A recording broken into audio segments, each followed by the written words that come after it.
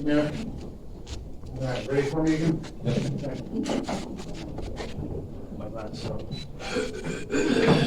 Let's see if we can be more efficient.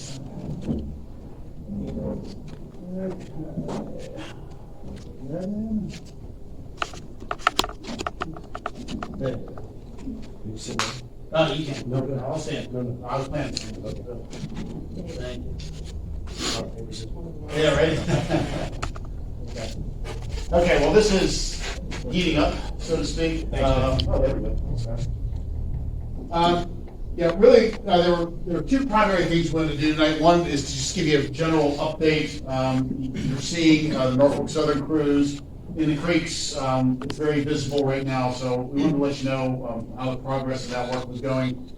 Give you a quick update on the status of all the work that's going on, the primary activities, including how we're managing surface water, our full site confirmation or double check sampling that's going on, and then obviously the status of the stream cleanup. But we also wanted to talk to you tonight about a transition, an administrative transition we're doing, moving from a what we call unified command group into a multi-agency coordination group, and we'll explain what that means in a second.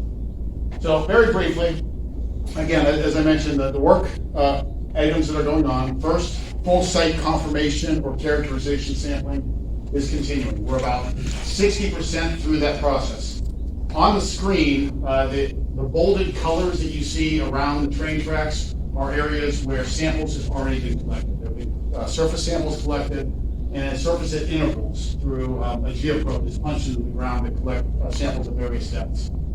They're primarily being analyzed for volatile organic compounds, but in certain areas we're analyzing for other compounds of interest. A couple areas we're analyzing for dioxins and furans. Some of the areas we're analyzing for PFAS compounds based on some of the firefighting efforts that happened. And in many of the areas we're analyzing for semi-volatile organic or polyaromatic hydrocarbons. So that process is a little bit more than 60% complete. The areas that are lightly shaded, the areas around the storage tank, areas south of Taggart, the areas up near the water treatment system, up near Martin Street, those areas have not been sampled yet. We bring this to your attention because you're going to see that geoprobe machine absent after about another month.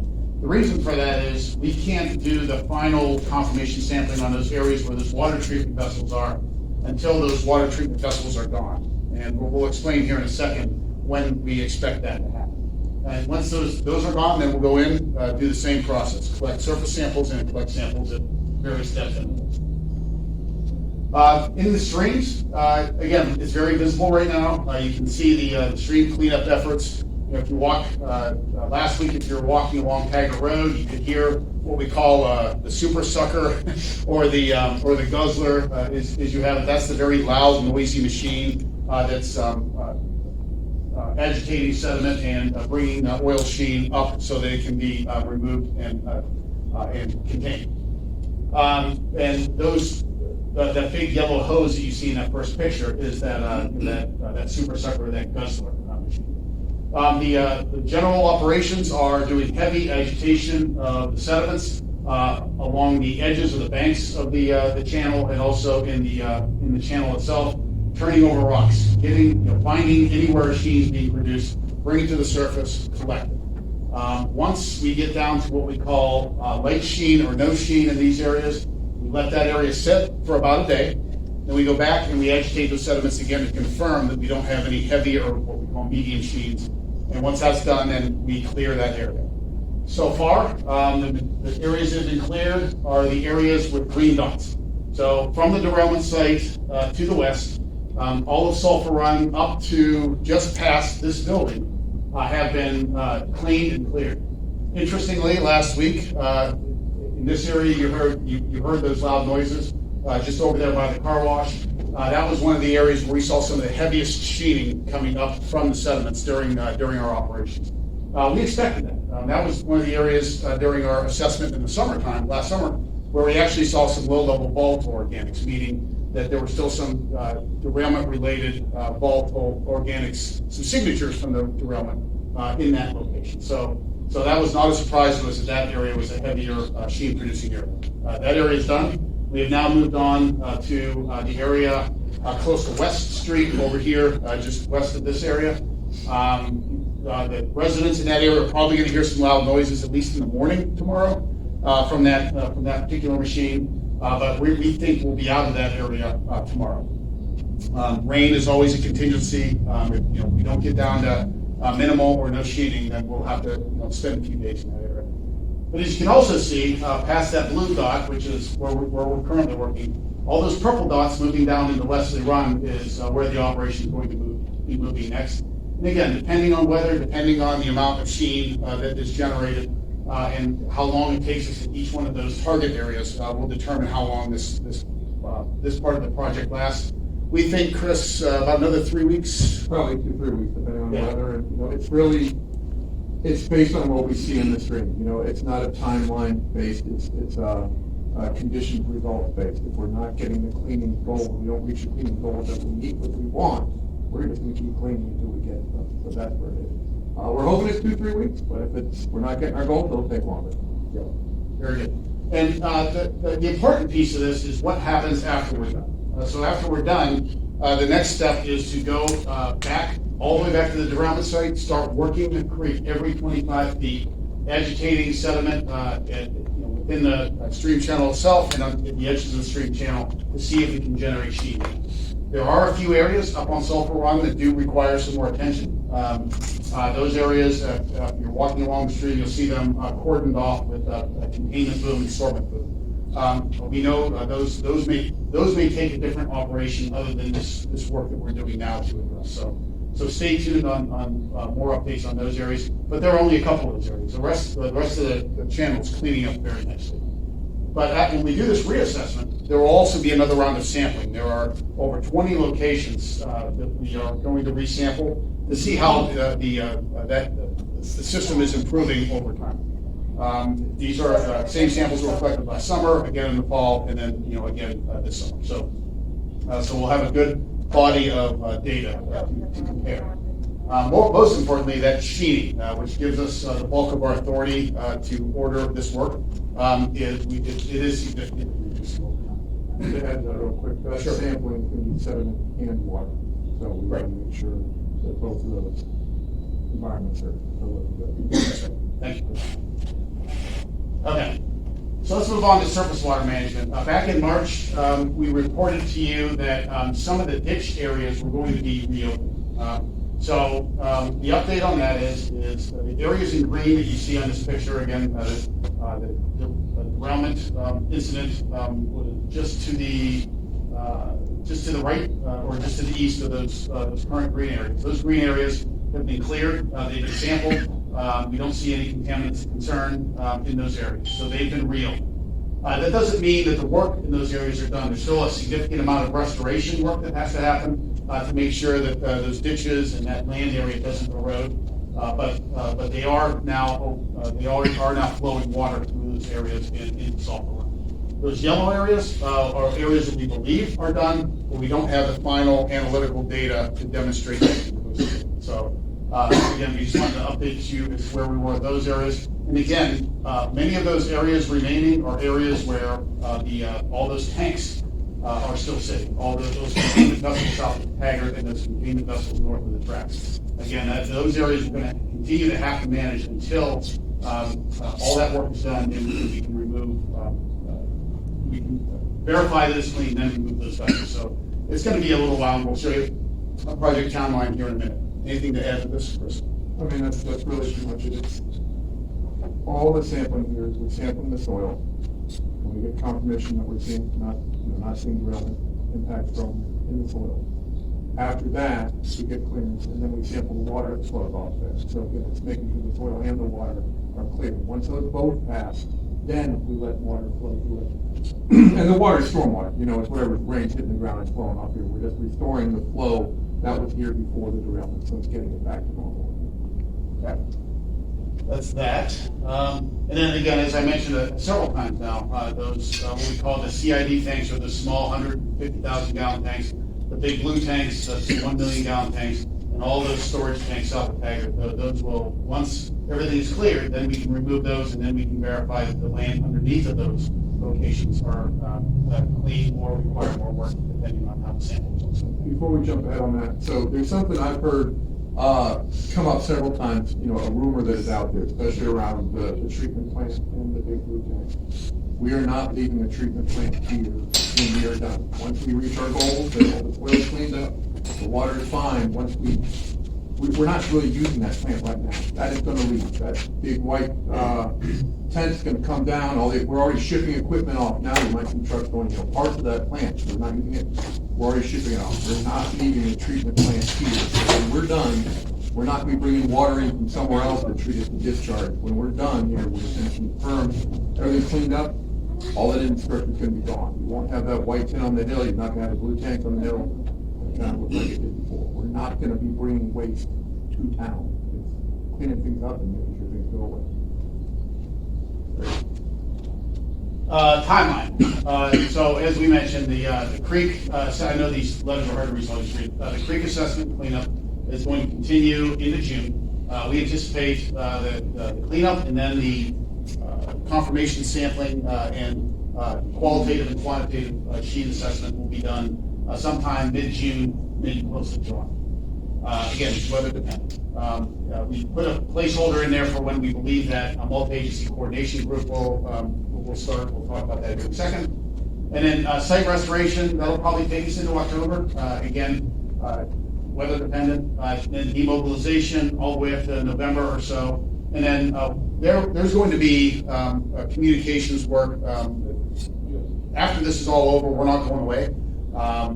There are a lot of long-term activities that are still being planned out, long-term monitoring, long-term sampling for drinking water and so forth. We'll brief you all on that when the time is right.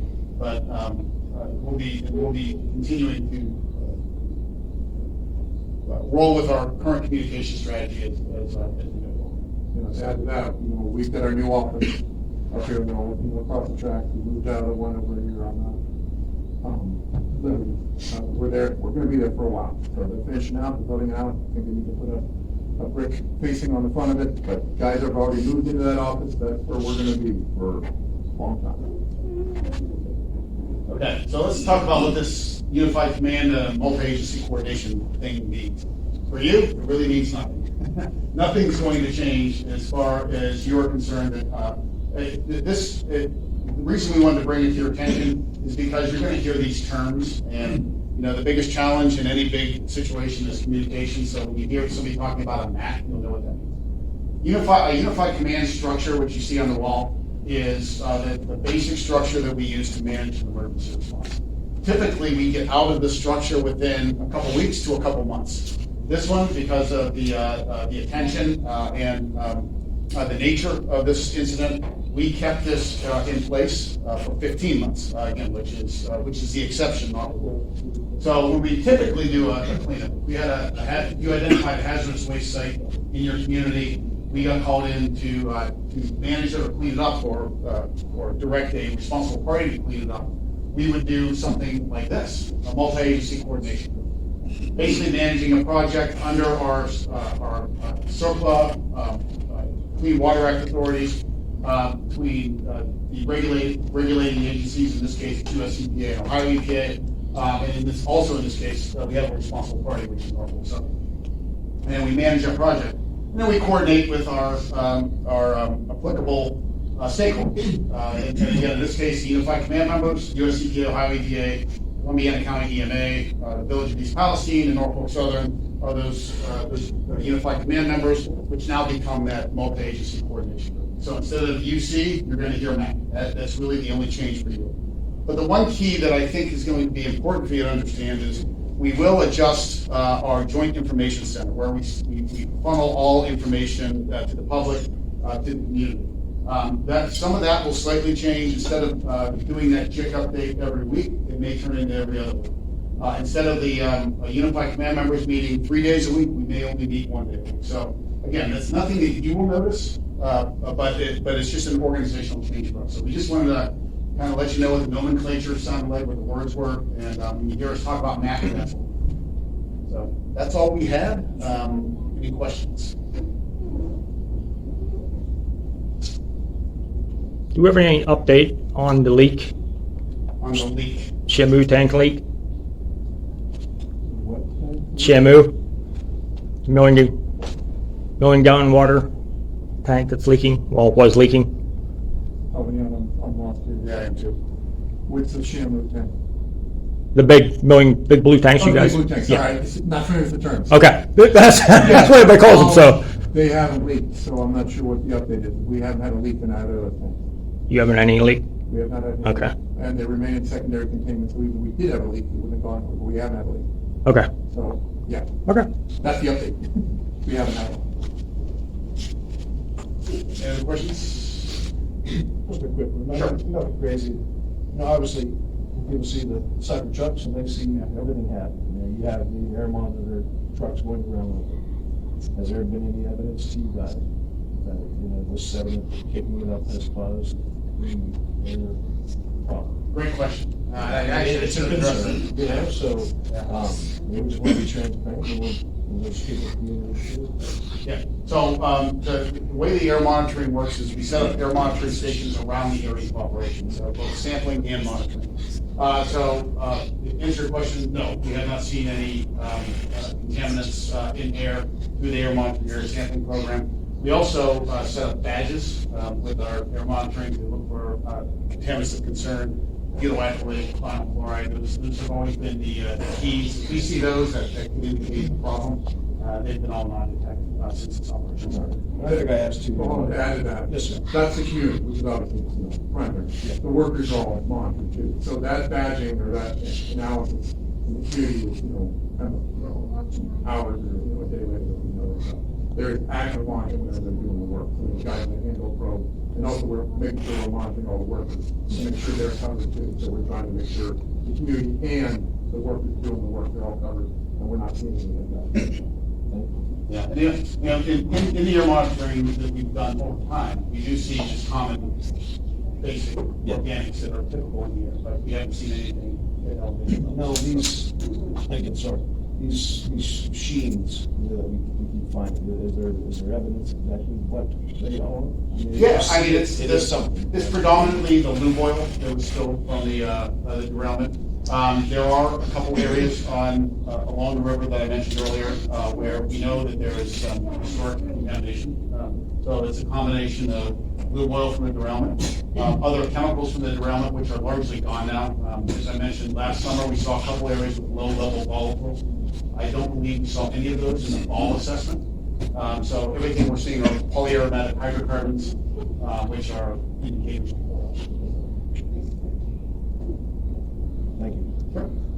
With the vac trucks themselves, does it have HEPA filters on them to keep anything in that would be sucked up from going out into the atmosphere? Yeah, they're all filtered, so we're not, and again, they're in the air we're monitoring too. So they're specifically designed with that involved because, whatever work they're doing, this site and the other site, we just don't want to put it here and blow it out somewhere else. So they're designed with that to make sure that. Yes. I heard the word transparency being thrown out there a lot, and I don't know who this belongs to, but one day last week I stumbled on something on social media. I don't know if it's East Palestine information or not, but it was a very brief statement about some workers going to be doing something. And then right away, people started to speculate. And I threw my hat in the ring and said, when people speculate, a lot of times it's negative. So a little more transparency would probably be a wonderful thing. And it wasn't much longer, minutes.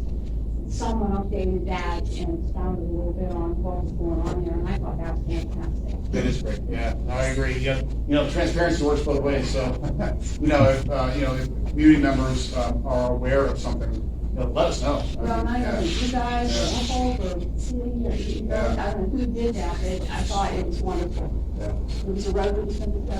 I can't remember the incident, but I thought somebody jumped right on that and explained a little more, and that kind of shut that negative line down. Yeah, that's helpful. Thank you. I do my best to avoid all the social media. Yeah, I know. But if you have any questions, again, let's sit and put it up there, give them a call. So they might not have the answer right off the bat, but they'll talk to one of us. And get it from them. All right, thank you. Thanks, man. Thank you. All right, clerk's report. The only thing I have is, of course, everyone knows the street fair is coming next week.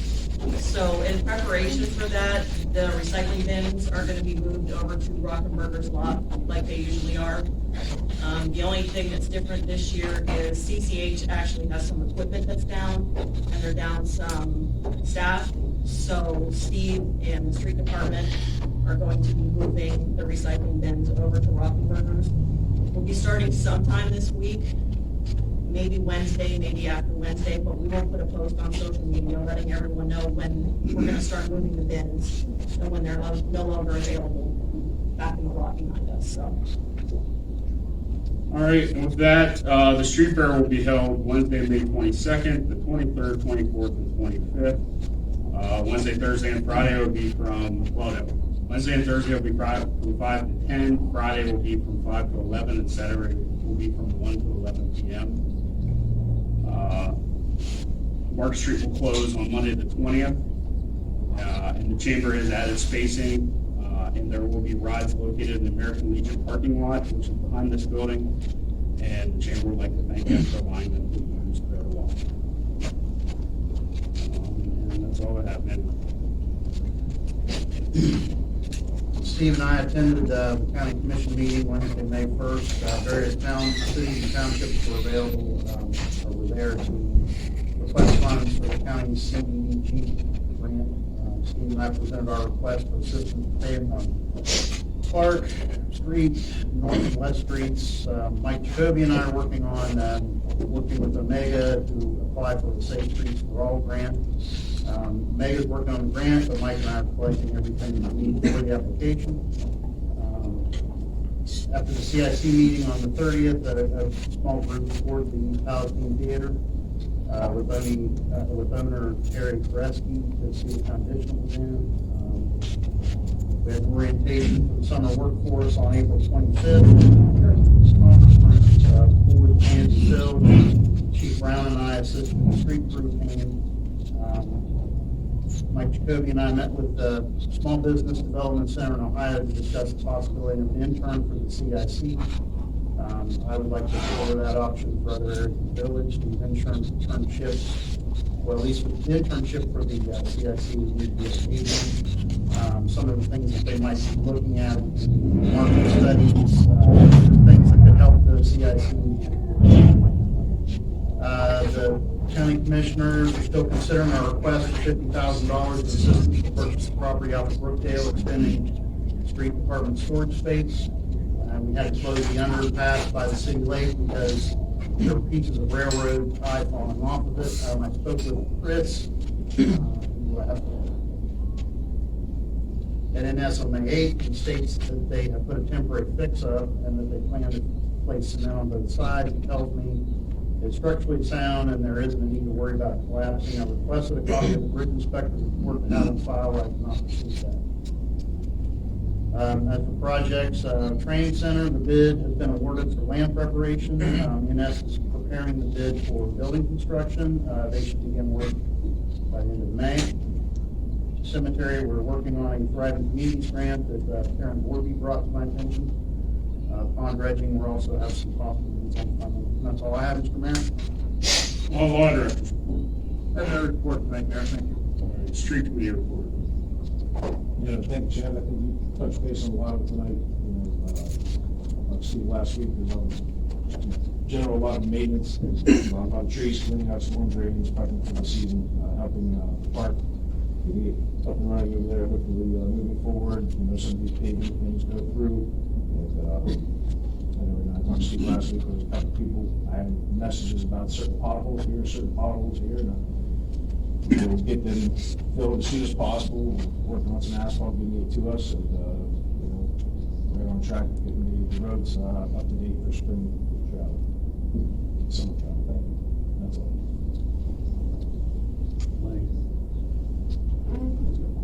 Yes, sir. I just have a quick question on any update on when the village is going to make sure that the completion is done correct of the water line. There's still an issue out on Martin Street. It's still a big mess. Nobody can seem to give me an answer if it's gonna be done, when it's gonna be done. I asked the head of Marici, and he wasn't very nice about it, when it was gonna be done, and he said that wasn't his problem, that it was village's problem. And I just, wanted to know when the village was gonna make sure that was cleaned up and done to better than it was before, since we hear that at every council meeting. You know, the village manager, I've heard that numerous times from that, you know, we're making sure it's done 100%. And I just want to make sure that, it's done and done right. That, I think you're not the only one, Dave. Quite a few people asking the same question. I think there's a couple spots that we actually went out and saw together. I know they have gone back and They've been back there, Pretty up they've been some back there areas. twice on that street fixing stuff, and they go right over the section that needs fixed, they go right over, and, you know, I'd like that fixed.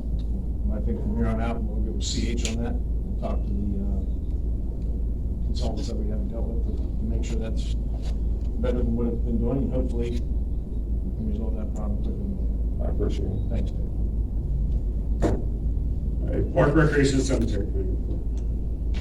Dog days is this Saturday, so if you haven't registered and would like to volunteer, we would appreciate that.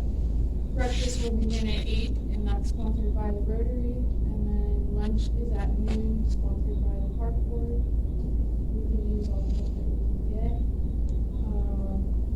The pool looks like it's filled and not leaking. So that has been great. And park looks really good. So thank you. Thank you. Development and Finance Committee report. Development of Finance, there was a meeting last Thursday at Spring Lake with some of the county leaders, mayors, council members, and just kind of sharing ideas about what projects are ongoing, and things, again, we can kind of do as a county, because the theory is that if we help one community, we're really helping one another, and we're trying to continue on with that theme. Chad helped set that up. RCAP is planning the open houses at the way station on the 28th and 29th of this month. The 28th is from 4 to 8, and on the 29th it is from 9 to 5. And again, using the surveys and the Envision meetings that were held, we're looking at what projects are priorities, what things do people really want.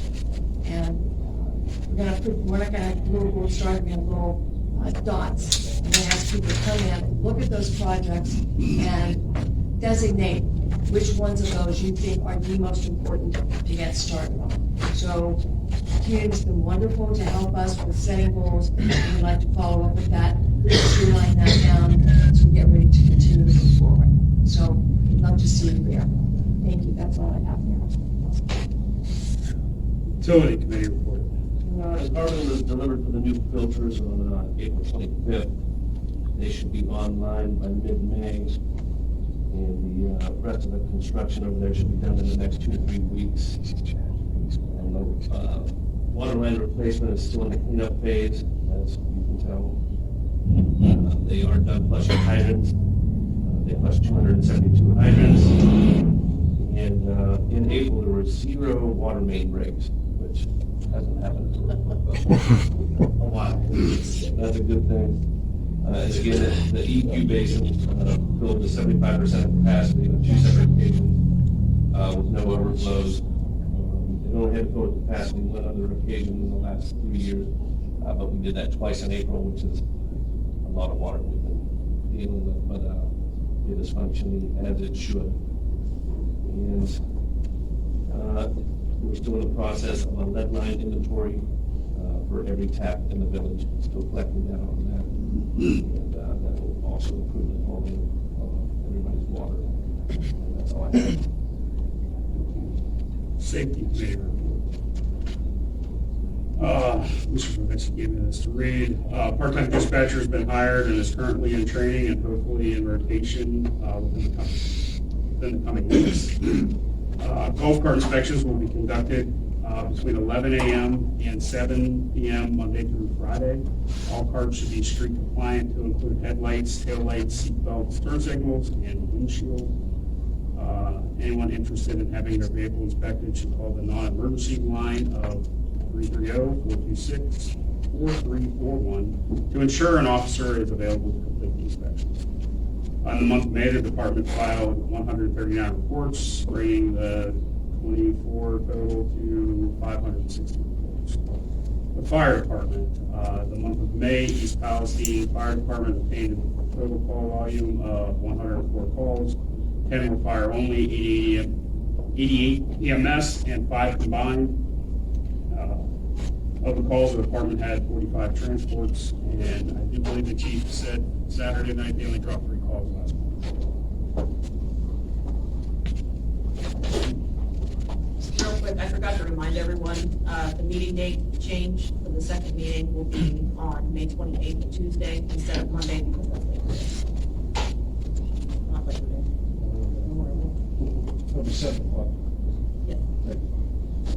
Mr. Simpson. Thank you, Mayor. We have 2 pieces of legislation tonight, an ordinance for the 2024 paving and a resolution for SS4A, which is the Safe Streets for All grant support. Are there any questions on this from you? If not, I'd like to make a motion that we read ordinance 7/2024 for second reading and make a motion that it be read by title only, please.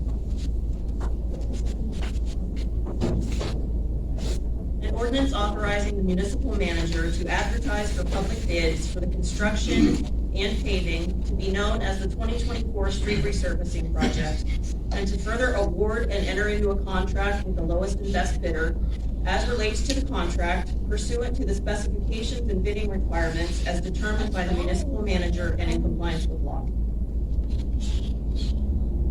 I'd like to make a motion that we read resolution 12/2024 and make a motion that be read by title only, please.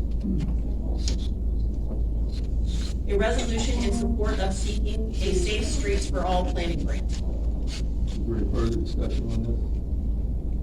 If not, I'd like to make a motion that we pass resolution 12/24. Mr. Blythe? Yes. Mr. Glavin? Yes. Ms. May? Yes. Dr. Rocco? Yes. Mr. Simpson? Yes. That's all I have for legislation, Mayor, but I do have one other thing I would like to bring up. We've had these manager evaluations for quite a while now. I think we've come to the point where we need to make a decision on this. So I would like to bring it to the floor for a vote on whether we are keeping the manager or not.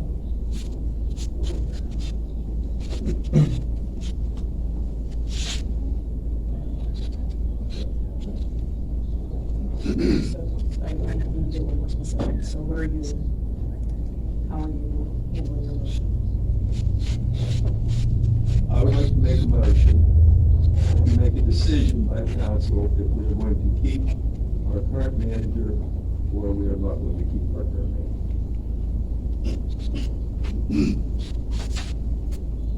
Jesse, second. Mr. Blythe? No. Mr. Glavin? Ms. May? Yes. Dr. Rocco? No. Mr. Simpson? Yes.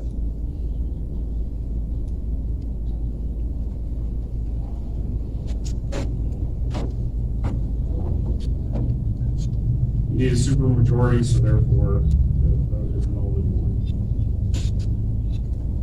At this point, Mayor, I would like to make a motion to go into executive session. Excuse me. Under Ohio Revised Code 121.22 to discuss pending litigation and personnel discipline. I would invite our attorney, Dave Powers. Is Tracy here yet? Yes. Tracy, Melissa, and the village manager, Chad, back in. There will be no further action taken. Do you want a second? I second the motion.